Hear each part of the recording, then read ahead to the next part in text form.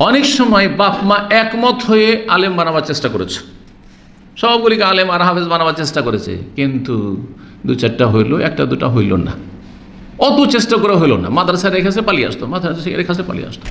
আমরা 9 ভাইকে আলেম বানাবার চেষ্টা করেছি, 9 ভাইকে, আর সবগুলি মাদ্রাসা ফারিক মাশাআল্লাহ, তার মানে 3 জন মদিনা থেকে, আর বাকিগুলো দেশের আলেম, কথা বুঝছেন। কিন্তু 9 নম্বরটাকে এত চেষ্টা করে পারা যায়নি আলেম বানাবার। রেখে আসলে পালিয়ে আসতো, প্রথম দিকে বাড়ি পালিয়ে আসতো, বাড়ি এসে দেখলো যে এখানে উপায় নেই, বারবার আবার রেখে আসে, তখন ওই মামাদের বাড়ি পালিয়ে যায়। মামাদের বাড়ি তো আমাদের বাড়ি আসেনি, মাদ্রাসায় নাই গেছে কোথায়, মামাদের বাড়ি ওখান থেকে ধরে নিয়ে এসে যখন করা হয়, তখন দেখলো যে না, এখানেও তো ধরে নিয়ে চলে যাচ্ছে আর মাদ্রাসায় ঢোকাচ্ছে, তো কত এরকম করবো। তখন কোন খালার বাড়ি চলে যায়, কখন ফুফুর বাড়ি চলে যায়, ও তলাশ করতে গিয়ে এক টেনশন যে কী হইলো না হইলো, কোথায় আছে আল্লাহ জানে, তাই না। তো এই করতে করতে শেষে কঠিন অবস্থা।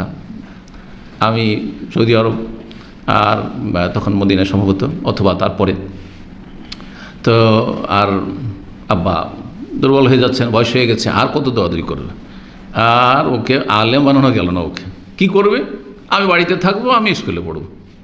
ওই কলেজটা শেষ করলো, আর তারপরে ব্যাস বিয়ে শাদী করে ব্যবসা বাণিজ্য। দেখেন দেখেন হাদিসটাকে ফিট করেন আপনি। এইরকম যে কোনো পরিবারে দেখবেন, মাই ইউরিদিল্লাহু বিহি খায়রান, যার সাথে আল্লাহ কল্যাণের ইচ্ছা করেন, ভালোর ইচ্ছা করেছেন, আল্লাহ আমার ভালো চেয়েছেন, ইউফাক্কিহু ফিদ, যদি দিনের আল্লাহ ফিকহি দিয়ে থাকে, দিনের জ্ঞান দান করে থাকেন। পক্ষান্তরে আমার ব্যাপারে আমার মামা বংশ গোটাটা, আর আমার বড় চাচা সবচেয়ে বেশি শিক্ষিত বাপ চাচাদের মধ্যে, দেওবন্দ থেকে পড়া এক সময়, কিন্তু ধ্যান ধারণা চেঞ্জ হয়ে যায় দেওবন্দ পড়ার পরে, মাদ্রাসা পড়াবো না, ছেলে মেয়েকে মাদ্রাসা পড়ায়নি, বড় বড় অফিসার বানিয়েছে, আর অনেক কিছু দুনিয়ার ক্ষেত্রে। আমার আব্বা সবগুলি পড়াবে। আমার আব্বার সাথে এ আমার বড় চাচার আর আমার মামাদের যুদ্ধ চলত, যে এই ছেলে ব্রেনি ছেলে, একে ডাক্তার বানাবো, ওরা বলতো, একে স্কুল কলেজে পড়াবো, ভালো ভালো পড়াবো, এগুলো পড়াবো। আমার চাচা আমাকে কত চেষ্টা করেছে, যাওয়া ভর্তি আমি খরচ দেবো। আল্লাহ যদি ওই সময় টিকে না রাখতো, তাহলে কোথা থেকে কোথায় চলে যেতাম, না এই জগতের হইতাম, না ওই জগতের হইতাম, হয়তো ডাক্তার ইঞ্জিনিয়ারও ওইরকম ভালো হইতে পারতাম না, আর আলেম হওয়াটা থেকে তো বঞ্চিত হয়ে যেতাম। কিন্তু আল্লাহ আমার সাথে কল্যাণ ইচ্ছা করেন, আলহামদুলিল্লাহ। আমি খুব আল্লাহ শুকরিয়া আদায় করি যে আমার বাপের কথা থেকে এদিক ওদিক বিভ্রান্ত হয়নি, ওই থেকেছি। আব্বা বলছে যে স্কুলে পড়াবো না, স্কুল থেকে বের করলো, প্রাইমারি থেকে, আর হাই স্কুলের মুখ দেখতে দেবো না, এ আল্লাহ চাই। বুঝতে পেরেছেন, মাই ইউরিদিল্লাহু বিহি খায়রান, যার সাথে আল্লাহ কল্যাণের ইচ্ছা করেছেন, ভালোর ইচ্ছা করেছেন, ইউফাক্কিহু ফিদ্দিন, তাকে দিনের জ্ঞান দিয়ে থাকেন। যদি কেউ দিনের জ্ঞান হাসিল করেন, আপনাদেরও ফিট করেন। এখানে শতকরা কয়জন এসে দিন শিখছে ইসলামী সেন্টার, অথচ প্রতিটি শহরে কয়েকটা করে ইসলামী সেন্টার আছে। রিয়াদের মতো শহরে 25টার বেশি ইসলামী সেন্টার আছে, দাম্মাম খবর মেলে 5টা 7টা ইসলামী সেন্টার আছে। কয়জন লোক বাংলা ভাষী এসে বা অন্য ভাষী, কয়জন, শতকরা 1 হবে না যে ইসলাম শিখছে। আল্লাহ আপনাদের সাথে কল্যাণের ইচ্ছা করেছেন, যে দিনের জ্ঞান অর্জনের তৌফিক দান করেছেন এই শ্রমের সাথে সাথে, শ্রমিক কিন্তু শ্রমের সাথে সাথে যে জ্ঞান শেখার সৌভাগ্য দিয়েছেন, আলহামদুলিল্লাহ। কিন্তু যদি আপনাদেরকে কেউ তুচ্ছ তাচ্ছিল্য করে, সে হচ্ছে মূর্খ, সে হচ্ছে জাহেল, তার দিন সম্পর্কে কোনো জ্ঞান নেই, এবং দিনে এলমের কোনো কদর নেই, এবং দিনে এলম শেখার যে কোনো বয়স নেই, আয়ু নেই, এই জ্ঞান পর্যন্ত নেই। সাহাবায়ে কেরামরা বুড়ো হয়ে গেছে, দাড়ি সাদা হয়ে গেছে, 70-80 বছর বয়স হয়ে গেছে, কেন দিন শিখেননি? ওইভাবে শিখেছেন যেমন যুবকরা এসে শিখেছে রাসূলুল্লাহ সাল্লাল্লাহু আলাইহি ওয়াসাল্লামের কাছে। এই সুযোগ তো সৌদি সরকার হাফেজ আহমুল্লাহ করে দিয়েছে এখানে ইসলামিক সেন্টারের মাধ্যমে। এই ইসলামিক সেন্টারগুলি না থাকলে, আর এখানে বাংলা ভাষী দায়ী না থাকলে, আপনাদের কোথায় শেখার সুযোগ হতো? আরবি না বুঝতেন, না কিছু শিখতেন, এখান থেকে কিছু রিয়াল টিয়াল নিয়ে চলে যেতেন। আল্লাহ আপনাদের সাথে ভালোর ইচ্ছা করেছেন, সেই জন্য আপনাদেরকে দিনের জ্ঞান অর্জনের সুযোগ করে দিয়েছেন, তৌফিক দিয়েছেন, মন মানসিকতা দিয়েছেন। মনে করবেন যে আল্লাহ আপনার সাথে কি করেছেন, ভালাই করেছেন, মঙ্গল করেছেন, সুবহানাল্লাহ।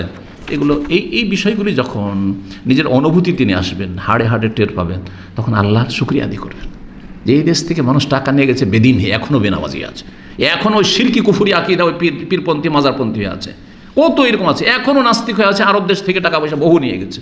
কিন্তু আলহামদুলিল্লাহ আমি শুধু ধার্মিক হইনি, আমি তৌহিদবাদী, তৌহিদ শিখেছি, সুন্নত শিখেছি, শিরক জেনেছি, বেদাত জেনেছি, গুমরাহি বুঝতে পেরেছি, কোনগুলো ফিরকা গুমরাহ ফিরকা, কোনটা ফিরকা হচ্ছে নাজাত প্রাপ্ত ফিরকা, সব জানতে পেরেছি আলহামদুলিল্লাহ। কোনটা জান্নাতের রাস্তা, কোনগুলি জাহান্নামের রাস্তা, আলহামদুলিল্লাহ। আল্লাহ শুকরিয়া আদায় করবেন, এটা সবচেয়ে বড় নিয়ামত। অত্যন্ত গুরুত্বপূর্ণ এই হাদিসটি। জি, তো দিনের জ্ঞানের ফজিলত রয়েছে। দুনিয়ার জ্ঞানকে আমরা একেবারে অবহেলা করি না, তবে দুনিয়ার জ্ঞানের ফজিলতের ওপর, দুনিয়ার বিদ্যার ফজিলতে আপনি এই আয়াত হাদিস ফিট করবেন না।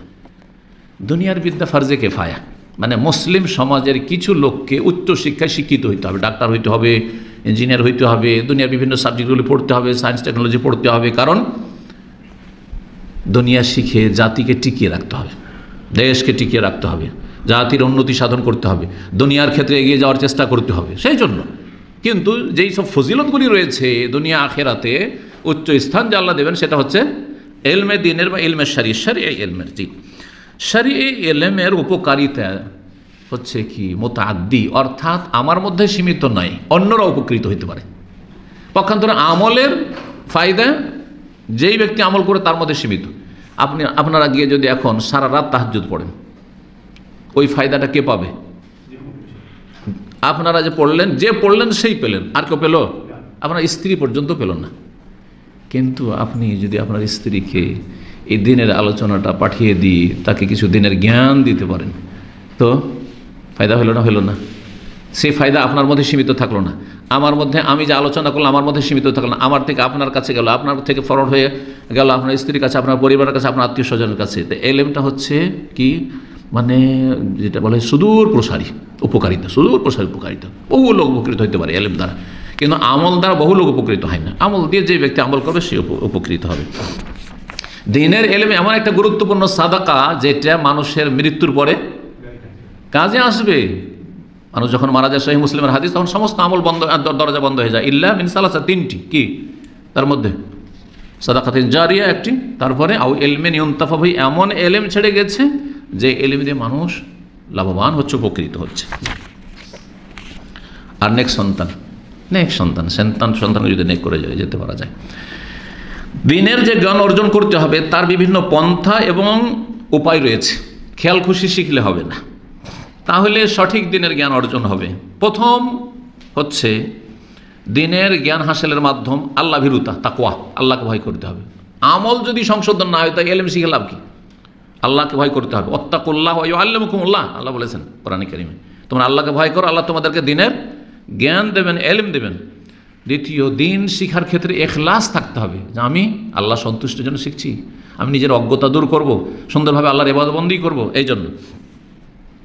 দুনিয়ার গরজ না, খ্যাতি লাভ করব, আমি সিনিয়র হব, আর আমি খ্যাতি, মানুষ আমাকে চিনবে ইত্যাদি না, নেতৃত্ব দেব না, আল্লাহ সন্তুষ্ট হবে, পরকালে মুক্তি হবে। 3 নম্বর হচ্ছে যে এলম হাসিল করার ক্ষেত্রে সঠিক পন্থা অবলম্বন করতে হবে। এলম হাসিলের ক্ষেত্রে প্রথম ছোট ছোট ইসলামিক পুস্তক থেকে শুরু করতে হবে। প্রথমখানে বড় কিতাব নিয়ে বসে গেলে হবে না। যেমন কোনো স্টুডেন্ট প্রথমখানে মাধ্যমিকের সাবজেক্ট নিয়ে বসে না, উচ্চ মাধ্যমিক নিয়ে বসে না, কলেজ ইউনিভার্সিটির সাবজেক্ট নিয়ে বসে না, ক্লাস 1, 2, 3, 4 এই করে। ঠিক ওই রকমই দিন শিক্ষার ক্ষেত্রে হইতে হবে, ছোট ছোট কিতাবগুলি আগে পড়তে হবে। অনেকে মনে করে যে আমি একটু ধার্মিক হয়েছি, তো প্রথমখানে একদম প্রথম ছোটে বোখারি দিয়েই শুরু প্রথম। আর প্রথম MA ক্লাস দিয়ে শুরু করবেন নাকি, না ডক্টরেট দিয়ে শুরু করবেন, না ডক্টরেটটা লাস্টে থাকবে? জি, এগুলো ভুল। আসলে এতে হবে কি, কিছুই হাসিল করতে পারবেন না। মেহনত অনেক করলেন, পরিশ্রম করলেন, কিন্তু কিছু ধরে রাখতে পারলেন না, এলো পাথাড়ি হয়ে গেল, গোলমাইলা জিনিস হয়ে গেল, মানে গোছানো হলো না। এই বিষয়গুলি অনেকে খেয়াল রাখেন। আল্লাহ যেন তৌফিক দান করেন।